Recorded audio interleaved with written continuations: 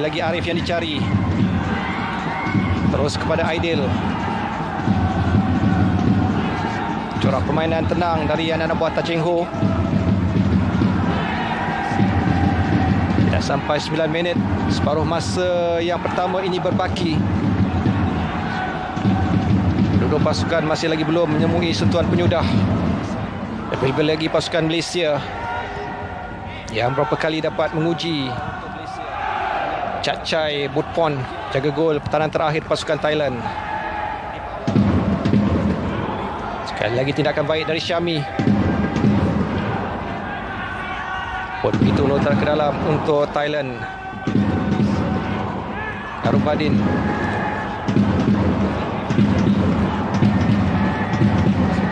Dan Thailand pula yang cuba merencanakan sesuatu dari seberang sana. Dan melihat bagaimana pemain-pemain Malaysia khususnya bahagian tengah turut membantu. Hanya Di Paula saja yang berada di atas. Brandon Gunn cuba mencabar. Matthew Davis tenang, terus saja kepada Khairul Azhan. Di Paula, peluang untuk Malaysia. Kita lihat bagaimana peluang larian yang pantas perlu dilakukan, tetapi mudah saja beliau dijatuhkan oleh pertahanan pasukan Thailand tadi. Masih lagi Malaysia mengawal permainan. Azam Aziz yang bekerja keras untuk merampas bola dari kawalan pemain Thailand. Azam pasal ke bawah semula untuk Aidil. Build up dari bawah terpaksa dilakukan.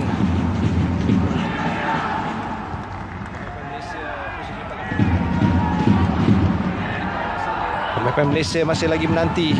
Di Paula. Peluang untuk Malaysia. Di Paula semula. Satu rebatan terus yang cuba dilakukan oleh Nazmi Faiz.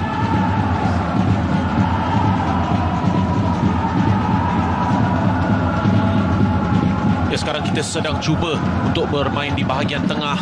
Ada beberapa kombinasi yang dilakukan. Susah untuk Nazmi Faiz daripada jarak seperti ini. Itu satu idea yang baik untuk menguji jaga gol pasukan Thailand.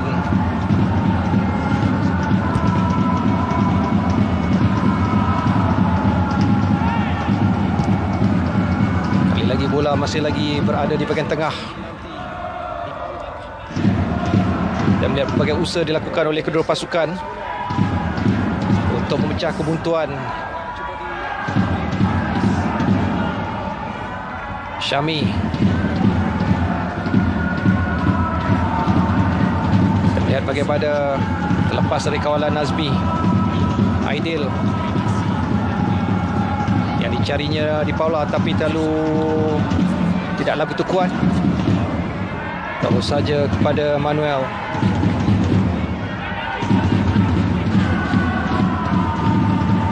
Jadi Ali Mahbub menjaring gol terbanyak, 10 gol hingga setakat ini, menambah satu lagi jaringan untuk UAE di Zabir Stadium. Sambil itu Thailand pula melancarkan serangan ke tengah, bahaya untuk Malaysia, tapi percubaan terus yang dilakukan. Rembatan kaki kiri yang berjaya dilepaskan tadi oleh Tanawat. Ya, mereka berjaya mencari ruang yang kecil di dalam kawasan penalti, tetapi agak sukar untuk Tanawat mendapatkan satu rembatan yang tepat.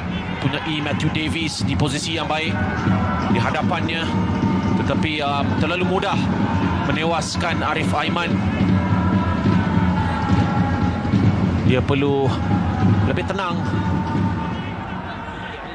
Satu half volley yang berjaya dilepaskan tadi oleh Tanawat, pemain berusia 27 tahun. Tidak sampai 5 minit permainan sebenar berbaki. Kita mengharapkan Malaysia dapat memecah kebuntuan terlebih dahulu. Namun begitu giliran Thailand pula sekarang ini. Supanat ke belakang, cuba mengembang. Sebenarnya ada larian yang cuba dilakukan oleh pemain Thailand, tapi Akia terus saja ke seberang sana, cuba untuk mencari Arif Aiman.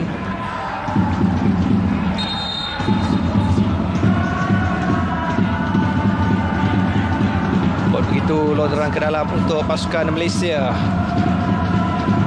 Matt Davis. Peluang sekarang ini untuk Malaysia. Hantaran ke tengah di Paula. Tampanannya kurang kemas, tapi masih lagi dalam kawalan untuk Malaysia. Kita melihat Nur Azam. Satu rembatan yang baik dilakukannya. Satu lagi percubaan on target dilakukan oleh pemain Malaysia. Ya, ini Azam Aziz yang kita tahu ketika bermain untuk Sri Pahang. Kali pertama kita dapat lihat rembatan daripada jarak jauh daripada Azam. Satu tampanan yang baik. Cak Chai berada dalam posisi yang baik untuk menampan. Bola itu adalah kuat dan menjunam. Tolakan keluar adalah idea yang baik dilakukan oleh penjaga gol Thailand untuk menyelamatkan keadaan. Beliau tidak mahu mengambil risiko untuk menangkap bola itu. Namun begitu kredit diberikan untuk Nur Azam Aziz. Nazmi untuk Malaysia sepakat penjuru. Semula untuk Nazmi Faiz. Nazmi cuba mencari di Paula, tapi terus saja dikeluarkan oleh Satapon. Peluang untuk Malaysia sekali lagi. Antara rendah di bawah. Clearance mudah dilakukan untuk Thailand menyelamatkan keadaan dari PT Wat yang turut membantu di bahagian pertahanan pasukan Thailand ketika diasak oleh camp Malaysia. Ya, dengan masanya hampir tamat, ini adalah tekanan yang paling baik kita boleh lakukan dengan 3 minit berbaki. Nazmi Faiz. Peluang untuk Malaysia, tapi dari Brandon Khan terlalu kuat.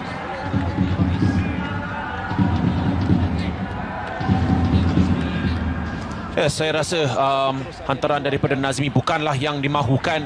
Ada sedikit sentuhan daripada Akia di bahagian near post, terus ke Brandon Gunn. Ia berada di belakang Brandon Gunn, jadi ia adalah agak sukar untuk mendapat teknik yang lebih baik untuk cuba merendahkan bola. Titipan mengembang sebelah sini untuk Narabadin. Terupas yang baik, bahaya untuk Malaysia. Ada tolakan ke tengah, bahaya sekarang ini, dan mujur. Sepakan yang dilakukan tadi oleh Supanat kurang sempurna untuk selamat gawang Malaysia. Ya, nasib baik saya rasa Dion Coles perlu lebih berani, perlu lebih agresif untuk menghalang hantaran yang dilakukan oleh Jaron Sak. Dan kemudian Supanat yang sudah berada dalam kemungkinan posisi offside tidak menyedari bahawa gawang di belakangnya sahaja melepaskan bola.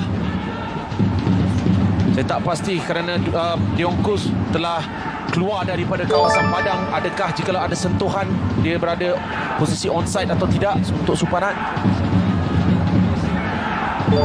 Apapun Malaysia pastinya lega.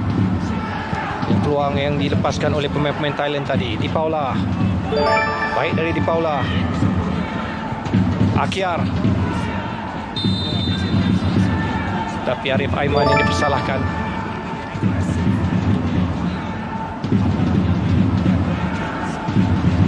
Saya rasa pemain Thailand ini melebih-lebihkan apa yang telah terjadi. Saya rasa tak ada sentuhan daripada Arif Aiman. Satapon yang mengatakan telah terkena bahagian mukanya dan memang tak nampak sentuhan di bahagian muka ataupun kepala. Ini adalah sesuatu yang saya tak suka berlaku di mana-mana. Kalau tak kena muka, jangan tunjuk kena muka. Jadi itu antara helah yang digunakan oleh mana-mana pemain bila mereka merasakan tekanan diberikan oleh pasukan lawan. Apapun baik tindakan yang dilakukan oleh Syami untuk menyekat seketika asakan dari pasukan Thailand. Sekali lagi Syami menolak, tapi tidak ada tipuan whistle dari pengadil perlawanan. Cak Chai. 2 minit tambahan masa untuk separuh masa yang pertama ini. Masih lagi kita melihat bagaimana Titipan cuba merencanakan sesuatu. Di seberang sini Titipan sekarang ini antara kapten yang pastinya bertindak sebagai nadi di atas padang untuk menggerakkan corak serangan, tetapi banyak dibantu oleh PT Wat. Masih lagi PT Wat untuk Thailand. 3 pemain Malaysia terlepas, tapi mujur ada tampanan dilakukan oleh Syami tadi. Brandon Gunn cuba mencari Arif, terlalu kuat. Mudah dari Sitapon untuk kembali mengawal permainan. Apabila saya lihat pertukaran yang telah berlaku daripada perlawanan menentang Vietnam, pemain-pemain yang baru dimasukkan, mereka beraksi dengan baik ketika ini. Akia memainkan peranannya. Saya rasa Arif Aiman boleh lagi memberi keyakinan. Belum nampak sebenar-benarnya permainan. Azam bermain dengan jauh lebih baik, tenang di bahagian tengah. Jadi itulah tiupan whistle panjang untuk menamatkan 45 minit yang pertama dengan kedua pasukan tanpa sebarang jaringan. Tetapi satu perkembangan ataupun usaha baik yang dilakukan oleh anak-anak buah Tan Cheng Ho dalam permainan ini. Aidil antara pemain yang beraksi begitu baik untuk mengundi di bahagian pertahanan, sambil dibantu oleh Dion Cool, begitu juga dengan Matthew Davis serta Syami Safari. Tapi seketika mereka perlu lebih berwaspada. Jadi kita berehat dulu seketika sebelum sambung semula di separuh masa yang kedua nanti.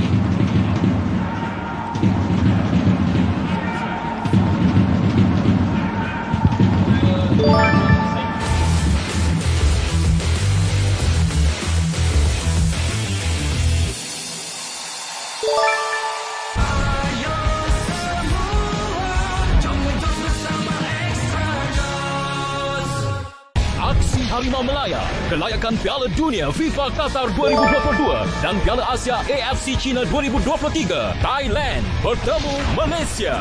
Dicerdaskan oleh Extra Joss. Jom ngejos, Extra Joss cergas.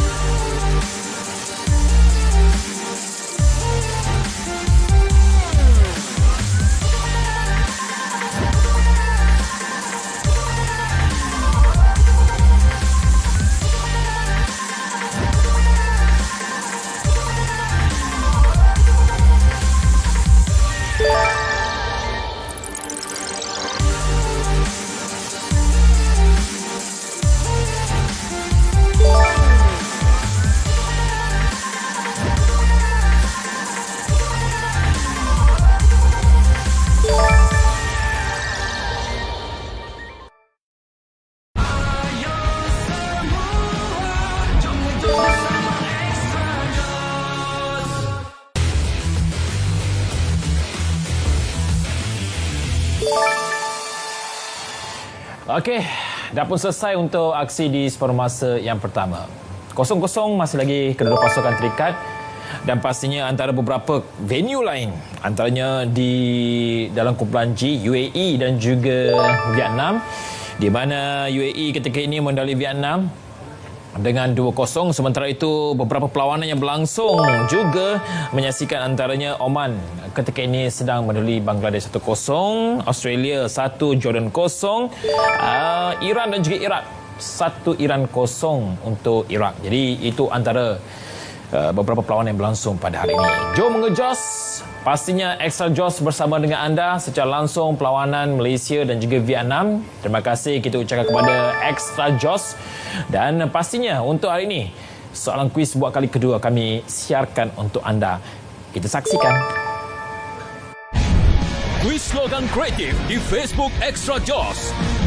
Nyatakan tagline baru Extra Joss. Sertai dan menangi hadiah-hadiah lumayan kerajaan Extra Joss. Jom ngejos, Extra Joss cergas. Jom ngejos, Extra Joss cergas. Jadi mana satu tagline dia, anda kena fikir-fikirkan. Susah soalan tu sebenarnya. Dan sekarang ni kita nak bersama dengan Lim. Lim, separuh masa yang pertama sebenarnya banyak percubaan yang terhasil untuk kedua-dua pasukan, tetapi boleh kita katakan tiada penjudah yang baik di situ bagi Malaysia dan juga bagi Thailand, kerana mereka memiliki peluang yang besar tetapi tak mampu untuk membawa bola itu ke dalam gawang. Ya, Nazri, memang benar. Kita lihat ada percubaan yang oleh kedua-dua pasukan. Kita boleh lihat permainan kita sendiri, permainan pasukan Malaysia dengan adanya forwardan, peluang untuk Akia, beberapa peluang. Kita perlukan larian-larian di belah kiri dan di belah kanan. Kita ada katakan pada separuh masa pertama sebelum bermula permainan. Tapi itulah yang dilakukan oleh Akia dan beliau akhirnya mempunyai beberapa peluang, walaupun bukanlah satu clear chances, tetapi sekurang-kurangnya beliau meletakkan diri beliau di situasi yang boleh memberikan gol. Tetapi cuma saya ada tanda soalnya, saya jarang nampak Dipola ni dalam kawasan petak penalti. Ya. Dipola ni saya rasa dia lebih suka menjaringkan gol yang susah. Dia tidak suka menjaringkan gol yang jenis step in, tanduk depan gol. Dia tak suka. Dia akan turun ke bawah, dia ambil bola, dia pusing, dia akan cuba beat satu atau dua player, dia nak shooting. Dia sukakan gol macam tu. Tetapi kita boleh lihat beberapa hantaran lintang ke dalam kawasan petak penalti. Saya hanya nampak Akia seorang ataupun Brandon dan Akia, tapi jarang nampak Liridon, jarang nampak Dipola yang mempunyai ketinggian tu. Kita perlukan dia adalah natural striker yang kita mengharapkan untuk menjaringkan gol. Tetapi apa yang kita lihat adalah Brandon ataupun Akia yang sentiasa berada di dalam kawasan petak penalti. Sebenarnya Lim, kalau kita perhatikan dalam beberapa perlawanan, dia banyak kerap turun ke bawah untuk mengambil bola, walaupun kita tahu bahawa dia adalah target man setiap perlawanan bagi pasukan Malaysia pada perlawanan yang pertama pusing yang kedua ini sehinggalah ke sekarang. Belum lagi ada kita nampak impak yang baik daripada beliau. Tapi saya melihat macam kata Lim tadi bahawa Arif Aiman dan juga Akia perlu banyak membawa bola untuk masuk ke dalam kotak penalti untuk menghantar ataupun buat hantaran. Arif, saya nampak pada pertengahan perlawanan separuh pertama nampak ada dia begitu confident sedikit untuk mengawal bola dan juga berani untuk melepasi beberapa poin pertahanan pasukan Thailand. Ya, apa yang penting ialah kita dapat melihat Arif Aiman dan juga Akia Rashid berani untuk cuba melepaskan diri daripada benteng pertahanan kiri dan kanan pasukan Thailand. Dan kita dapat lihat Arif beberapa kali membuat hantaran lintang ke dalam kawasan petak penalti dan berani bermain. Jadi itu sebenarnya yang kita mahukan kalau kita lihat pada pemain-pemain muda ini. Tetapi macam apa yang Nazri katakan, Baik. Dipola adalah target man. Ya, betul. Beliau adalah target man. Beliau harusnya menjadi seorang target man di atas. Betul. Bukan turun di bahagian field, dapat bola, pusing dan beliau nak bawa bola ke depan.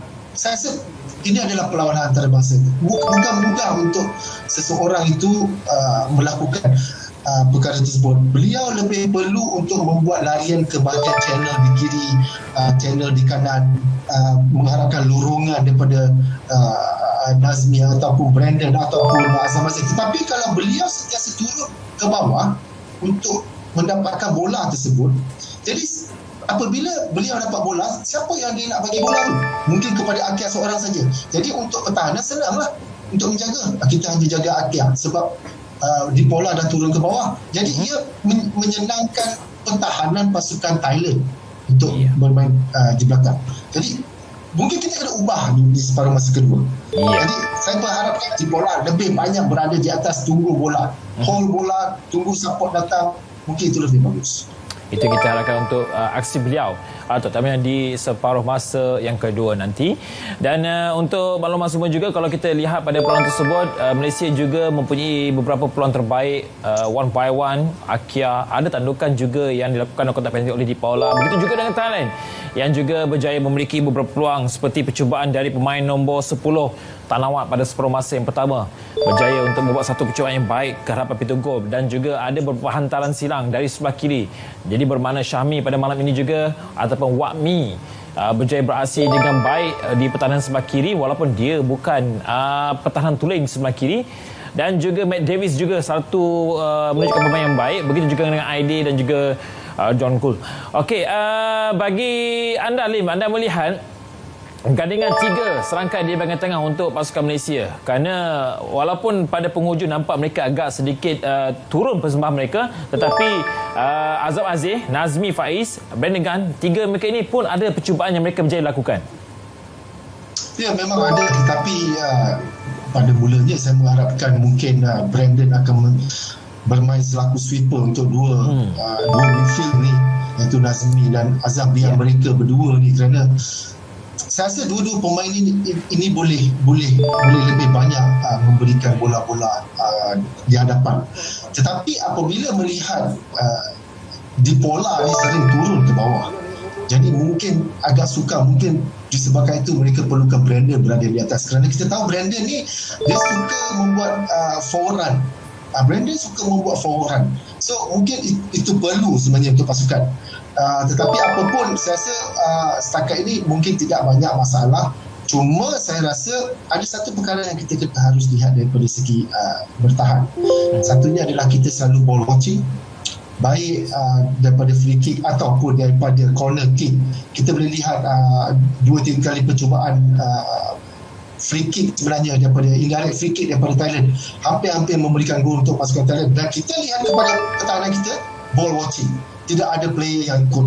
Mereka hanya melihat, mengharapkan rakan sepasukan yang buat kerja untuk masing-masing. Jadi saya rasa mungkin dari segi mentality itu harus bertukar. Dan dari segi back four kita memberikan terlampau banyak ruang di belakang, kerana kita boleh lihat Thailand banyak melakukan hantaran belakang defense kita, dan pemain-pemain Thailand membuat larian. Jadi 2, 3, 4 kali saya rasa mereka dapat melepasi bola yang dimainkan di belakang pertahanan itu. Jadi mungkin daripada perlawanan pertama lagi bertemu pasukan UAE, kita mempunyai masalah tersebut, space di belakang back four kita. Mungkin mereka harus membaca bilakah mereka pemain-pemain Thailand harus membuat jembatan tersebut. Mungkin mereka harus drop, mengecilkan ruang tersebut.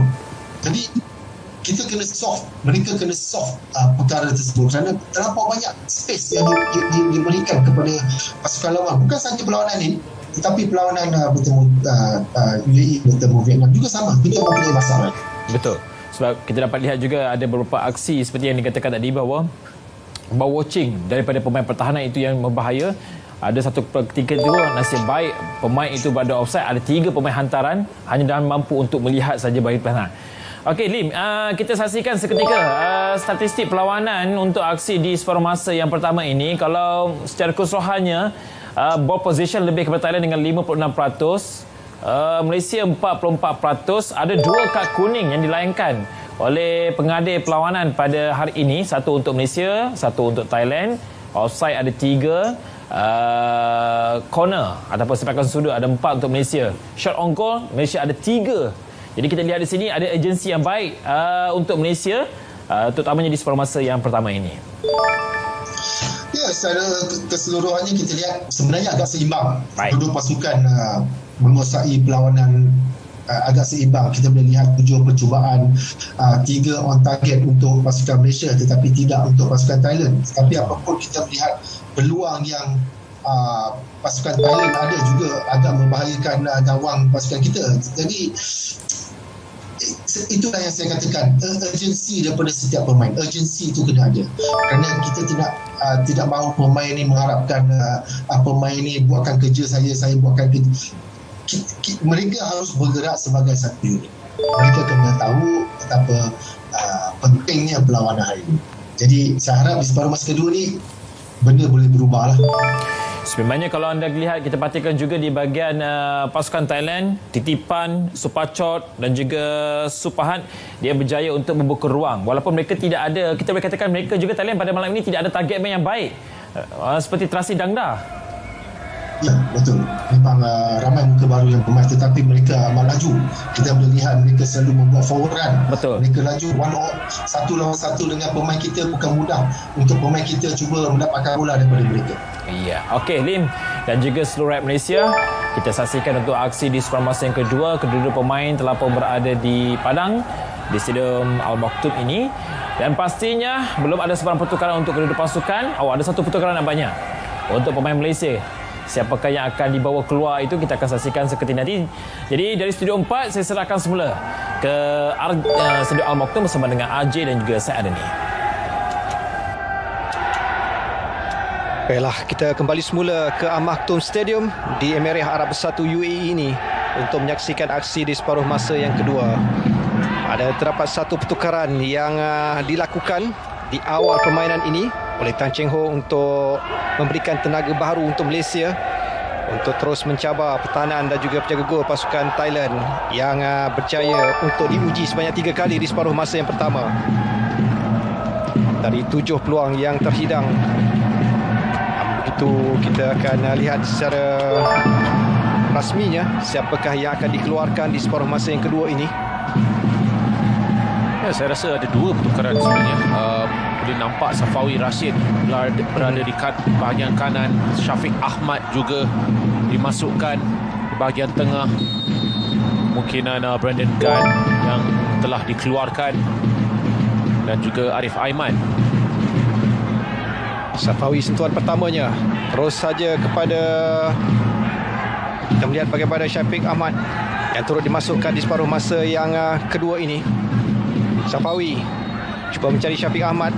Begitu juga kita melihat Matthew Davis cuba melakukan larian overlapping di sebelah kanan.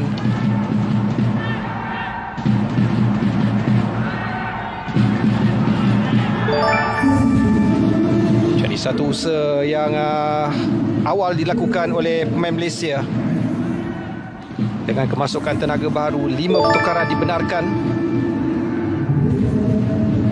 dalam permainan ini. Ya, daripada pertukaran apa yang saya lihat, dia mahukan lebih pengalaman dari segi pertukaran Arif Aiman dan juga Safawi. Dan dengan Brandon Gunn keluarnya, saya rasa dia mahukan lebih kelajuan dan tenaga. Saya bukan katakan Brandon Gunn tidak memberikan tenaga, tetapi kelajuan itu adalah penting kerana dia mahukan tekanan ataupun support dengan kelajuan. Itu Davis yang dipersalahkan tadi. Sebab itu di Paula untuk Malaysia. Sekali lagi beliau terpaksa beraksi di bahagian tengah untuk mengabui pertahanan pasukan Thailand. Safawi cuba terus memberikan pressing. Beliau dipersalahkan.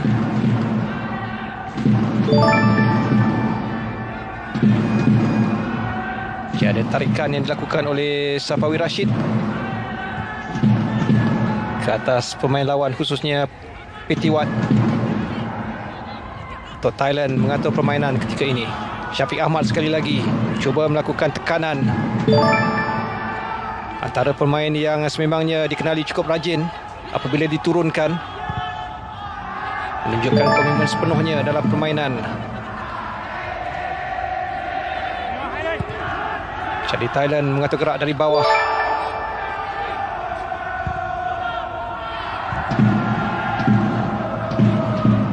Saja mereka merencanakan sesuatu. Perhatikan ada pemain lawan yang berada agak free di belakang di papus yang tidak langsung diberikan perhatian. Supachok di Paula dikasari tolak dari belakang dari tindakan yang terpaksa dilakukan oleh Supan Tongson. Kali ini lebih baik daripada De Paula dapatkan badannya di hadapan pertahanan Supan